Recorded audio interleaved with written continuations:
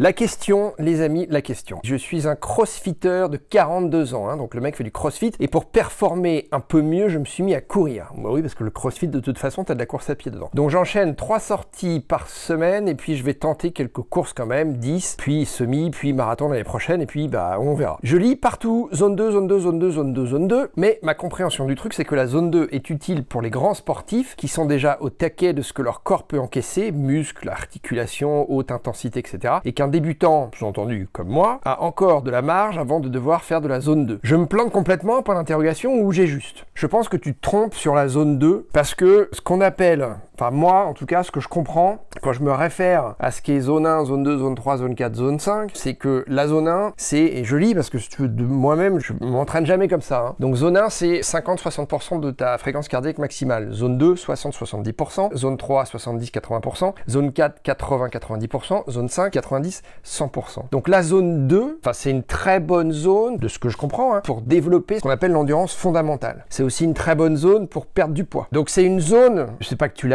l'évites, mais j'ai l'impression que tu as peur d'y aller. Au contraire, moi je t'engage à rentrer, si je puis dire ça comme ça, à rentrer dans la zone 2. Mon loulou. Au contraire, la zone 2, je pense qu'il faut que tu vises, toi, à être en zone 2. Pas être tout le temps en zone 2 et pas ne faire que de la zone 2. Enfin, la zone 1, ça peut te faire progresser aussi, si tu veux, parce que plus tu allonges les distances, mais t'es pas, toi, tellement en train de me parler de ça, t'es plutôt en train de me parler du 10, du 21 et éventuellement du marathon. Est-ce que tu laisses la porte ouverte à l'ultra-running? Je sais pas. L'endurance, travailler ton endurance, c'est-à-dire que même si tu cours, je te parle pas de marcher, mais de courir, l'acte de courir le plus lentement possible, et que tu le fais sur des durées qui sont de plus en plus longues, à un moment donné, tu vas être tellement à l'aise, même à 45 ans, même à 42 ans, que tu vas de toi-même accélérer. T'as à la limite pas besoin, si tu veux, de suivre un entraînement très précis, déterminé, avec des cadences, avec des zones, avec des durées. Mon conseil le plus simple que je peux te donner, parce que moi c'est comme ça, je me suis lancé dans la course à pied et que j'ai toujours pratiqué la course à pied, et j'ai encore en mémoire, je veux pas dire du mal de cette marque en particulier, mais c'était au début des cardio-fréquence-mètres. Polar, un jour, m'a offert, si tu veux, d'aller avec un coach de chez Polar sur le stade pour que le mec m'explique comment fonctionnaient les zones. Et le mec m'a mis la ceinture thoracique, j'ai commencé à faire des tours. J'ai jamais rien compris, si tu veux. Enfin, j'ai compris, si tu veux, en surface, quoi. Mais je me suis dit, mais moi, je fais pas du running pour qu'on me prenne la tête avec des pourcentages, avec des zones, avec des contraintes, ok? Bon, alors, je sais pas comment tu t'entraînes en CrossFit. Mon conseil, quand même, ma philosophie de la course à pied, pour moi, c'est un sport, c'est la liberté. Et c'est pour ça que je rapproche ça de la culture des sports de glisse, surtout le surf, ou le skate, ou d'autres pratiques comme la grimpe, l'escalade. C'est des pratiques, si tu veux, qui peuvent être réglementées, elles le sont en compétition, elles le sont voilà, mais elles peuvent être aussi très libres. On touche à la psychologie, si tu veux, du coureur, à ta psychologie à toi. Tu t'es pas lancé dans le CrossFit par hasard, tu me poses pas cette question par hasard. Moi, c'est une question que je ne me suis jamais posée, si tu veux. C'est une question qu'on m'a posée, tu vois. C'est une question le jour où j'étais avec Polar sur le stade, que le mec m'a posée et aurait bien voulu que je continue à me poser dans ma vie. C'est une sorte d'état d'esprit, de mentalité que on cherche parfois à t'inculquer, à te faire pas seulement apprécier, mais qu'on cherche à te faire embrasser dans cette pratique de la course à pied. Et moi, je m'inscris un peu en faux contre ça. Pour moi, c'est très prise de tête, quoi. Tu vois, ta question, je la trouve intéressante, mais je me dis, putain, lui, il se prend quand même pas mal la tête, Approcher la course à pied avec beaucoup de chiffres, avec des pourcentages, avec des zones, c'est bien à petite dose, quoi, ok? Mais c'est aussi ça qui peut mener vers le surentraînement et la blessure. Et ces états d'esprit que je rejette absolument, où les mecs sont focalisés sur des chronos qui ne veulent absolument rien dire, parce que si tu fais un marathon en 2,59, ok, t'es passé sur les 3 heures, c'est merveilleux, t'es dans une certaine frange de la population des coureurs, et honnêtement, t'es bien meilleur que moi. Mais il y a des mecs qui sont encore bien meilleurs que toi, si tu veux, tu vois? Et il y en a beaucoup. Donc, tout est relatif. Je t'engage, moi, à suivre ton cœur, à suivre tes tripes, si c'est ça que tu veux faire, si tu veux t'intéresser aux zones, etc.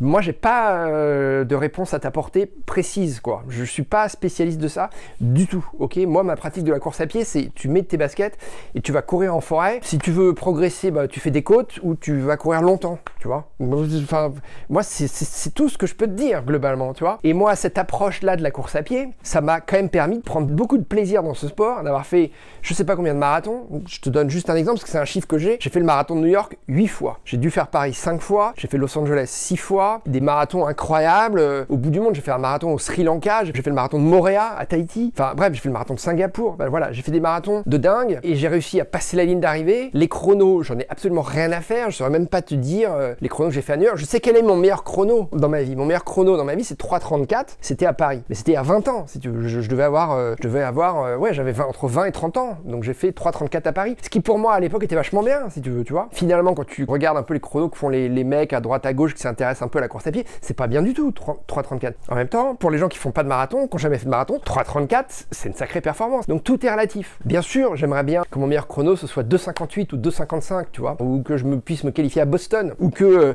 malgré tous mes Ironman, je me suis jamais qualifié à Kona. Ouais, c'est un petit regret, si tu veux, tu vois. Bien sûr, je te le cache pas. Là, tu vois, c'est le marathon de New York, et ben je suis obligé de m'inscrire à la loterie, comme beaucoup de couillons. J'ai pas des performances suffisamment élevées, j'ai pas des chronos suffisamment bas pour pouvoir être pris d'office à New York. Mais en même temps, je m'en fous. Enfin, c'est voilà, tant pis quoi. Les efforts qu'il faudrait fournir pour pouvoir accéder à ce type de performance en course à pied, ça ne m'intéresse pas. Ça ne m'intéresse pas. Faire du fractionné sur piste, m'intéresser aux zones, au pourcentage de fréquence cardiaque, travailler comme ça ne m'intéresse pas. Avec moi, tu peux parler d'ultra trail, tu peux parler de matos, oui, de mental, si tu veux, on peut parler de préparation mentale, on peut parler de ce qu'il faut faire et pas faire quand tu as un petit bobo ou un pépin sur une course, parce que effectivement, je suis passé par là, mais comme beaucoup d'autres gens, hein, mais moi, je suis vraiment passé par là. 10 marathons des sables, je peux te dire que le marathon des sables, c'est de la souffrance, hein. C'est beaucoup de problèmes, hein. C'est beaucoup d'ampoules, beaucoup de problèmes à tout point de vue, ok? Je peux te parler de cette expérience-là, mais le marathon des sables, mais je l'ai fini, mais c'était ric-rac, si tu veux. À chaque fois, c'était ric-rac. J'ai été perfusé dans les dunes, j'ai vomi, je me suis évanoui, je ne suis pas évanoui, mais je me suis évanoui sur Ironman. Des histoires, j'en ai, tu vois. Mais mon approche du trail running et des longues distances en trail running, parce que c'est ce qui me plaît, c'est l'aventure, c'est un combat. Je pars, j'ai le départ, je sais pas ce qui va se passer pendant ma journée ou mes 6 heures, mes 8 heures, mes 20 heures, mes 30 heures, mes 40 heures. Non,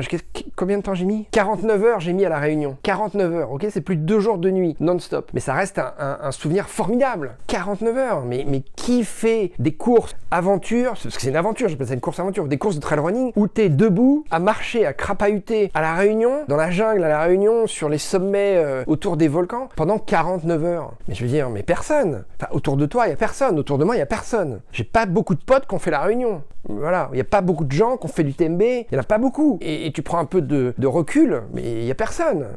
Personne. Les gens qui ne font pas de course à pied, ils ne connaissent pas la Réunion. Hein. Et c'est ça qui est bien dans ce sport, c'est ça qui est beau dans ce sport. D'ailleurs, on peut se critiquer un peu les uns les autres. Moi, j'aime pas du tout les mecs qui font de la piste, tu vois, le demi-fond, j'en ai rien à branler, quoi. Ça me passe par-dessus la tête, tu vois. J'ai pas l'impression de faire le même sport que ces mecs-là. Hein. Ces mecs-là, et ces nananas, tu vois. Donc je les dénigre, mais complètement, hein. Mais complètement, quoi. Ou le cross, c'est le cross.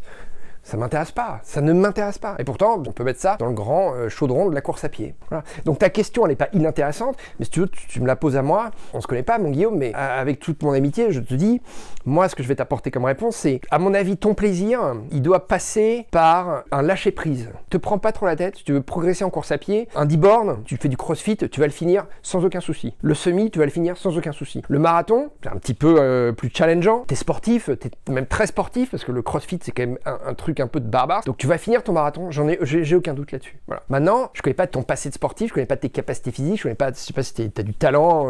Est-ce que tu vas faire moins de 3,30? Est-ce que tu vas me battre sur ton marathon? Est-ce que tu vas faire 3,15? Est-ce que tu vas passer sous les 3 heures un jour? Je sais pas, toi seul peux répondre. Hein. Te focalise pas trop sur les chronos, mon conseil. Et je vais finir là-dessus parce qu'on pourrait en parler. À la limite, tu vois, je serais même prêt à faire un truc si tu veux. Je vais te donner mon email et si tu as WhatsApp, on va s'appeler. On va avoir une conversation au téléphone. Ça sera beaucoup plus simple. Hein, et puis on va échanger. Tu me poseras toutes les questions que tu veux et je vais te répondre avec la plus grande sincérité possible. Mais pour résumer, si tu veux, je vais te dire, d'un ami à un ami, les plus belles expériences en course à pied, elles sont pas, je l'ai vu autour de moi, elles sont pas dans les chronos. Elles sont pas dans les chronos. Je te donne un exemple. J'ai un copain italien qui a toujours été beaucoup plus rapide que moi. Il est descendu sur les 3 heures. Il a fait 2,50, 2,55. Enfin, il a fait un truc vraiment, il n'y a pas à sourciller. Il est vraiment passé sous les 3 heures. Hein. Il n'a pas fait 2,59, 30. Il a fait 2,55 ou 2,52. Donc beaux résultats, ok? Aujourd'hui, il est blessé. Ça fait 2 ans qu'il ne court plus. Parce que sa descente, c'est presque une descente aux enfers, hein, sa descente du 3,10 ou du 3,15 qu'il a fait assez naturellement jusqu'au 2,50, c'était un effort. Et là, il s'est entraîné avec des chiffres, il s'est entraîné sur le stade et il a forcé comme un bourrin, il a réussi son truc, mais maintenant il est blessé, il peut plus courir. Il vient d'avoir 2 petites filles, c'est fini, c'est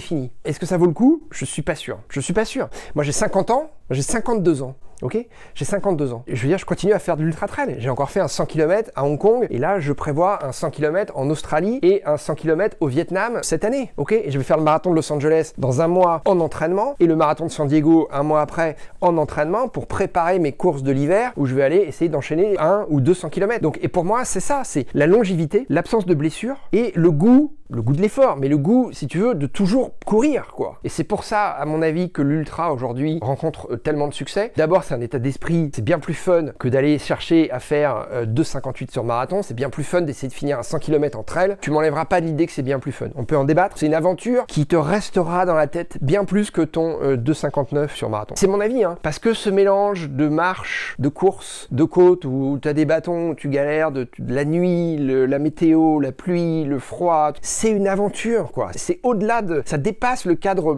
pur et dur, je vais dire, le cadre rébarbatif de la course à pied dont toi, tu me parles là. Avec tes chiffres, avec tes stats, avec tes pourcentages. Tu peux finir l'UTMB, qui est quand même un Graal, quoi, pour beaucoup de gens aujourd'hui, sans jamais chercher à travailler dans des zones en particulier. Il faut s'entraîner d'une certaine manière, hein. Faut pas d'aller s'entraîner sur le stade. Tu auras du mal à finir l'UTMB. T'es pas obligé de te prendre la tête avec tout ça, d'accord? Donc la zone 2, si, je pense que c'est la bonne zone, justement. Enfin, c'est une des bonnes zones. Faut pas que tu fasses tout en zone 5, hein. Je pense qu'il faut que tu passes beaucoup de temps en zone 2, mais faut pas que tu fasses que ça. Faut que tu ailles aussi un petit peu voir dans les zones supérieures. Mais là, encore une fois, achète-toi un bouquin d'entraînement, prends un coach, va sur internet, prends des plans d'entraînement, achète-toi une Garmin. Enfin, tu l'as la Garmin, je crois. Mais moi, c'est pas ça que je vais te vendre, quoi. Enfin, j'ai rien à te vendre, mais moi, c'est pas ça que je vais te dire. Moi, je vais te dire, va dans les bois.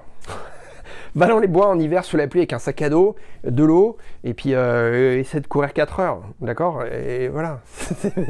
Non, mais moi, c'est mon type de délire, tu vois. Moi, je m'éclate à faire ça, plutôt. Voilà. Je sais pas comment je pourrais te résumer ça, mais dans ce mot performance, on peut mettre plein de choses. Moi, j'y mets pas tellement les chronos. Voilà, moi j'y mets les distances, j'y mets les voyages, j'y mets les destinations. Surtout à l'âge que t'as, surtout à l'âge qu'on a. Je pense que faire un beau voyage avec sa femme, avec ses enfants, et en profiter pour aller faire un marathon, mais sans te prendre la tête, aller faire New York, aller faire peu importe, ou un beau voyage, aller faire le 100 km d'Hong Kong, c'est un exemple, hein, tu peux aller faire 100 km au Mexique. Ça c'est un truc qui me semble beaucoup plus important et beaucoup plus intéressant que de répéter le marathon de Paris tous les ans en voulant passer sous les 3 heures. Voilà, je résumerai ça comme ça, hein. Voilà. Mais je te donne mon numéro et on s'appelle, ok? Allez, clap de fin.